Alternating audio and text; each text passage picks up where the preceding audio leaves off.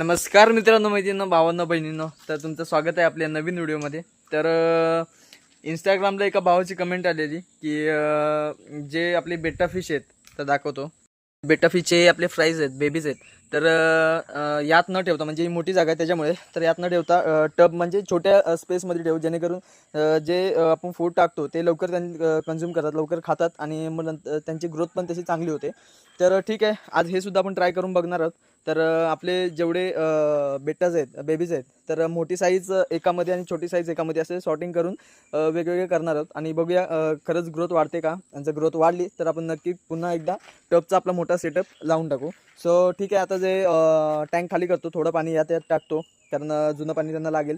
आणि नंतरला आपण तुम्हाला दाखवू की सॉर्टिंग करताना सगळे मेल आपण काढलेत, म्हणजे सगळे फिश काढलेत, मेल फिमेल जे आहेत ते, आणि एक फक्त यात आहे. तर सगळे मोठे पीस आपण यात ठेवणार आहे ऑरेंजमध्ये, आणि सगळे छोटे पीस पिंकमध्ये. तर ठीक आहे, आता सॉर्टिंग करतो पटपट आणि तुम्हाला दाखवतो किती पीस आहेत. हे बघा, हे सगळे हे मोठे पीस 13 आहेत आणि हे थोडे छोटे आहेत ते 13 आहेत. तर 13 पीस आहेत. तर ठीक आहे, आता यांना आपण तिथे सेट करूया त्यांच्या जागेवर आणि मग तुम्हाला दाखवतो. आता सेट झालेत. तर तुमचं काय म्हणणं आहे, यात असावेत की नसावेत ते सांगा मला. आणि यात आपली ग्रोथ पहिले बघूया आपण किती होते. सो व्हिडिओ आवडल्यास नक्की लाईक करा, शेअर करा आणि आपल्या चॅनलला सबस्क्राईब करायला विसरू नका. आणि इंस्टाला पाहत असाल तर फॉलो करायला विसरू नका.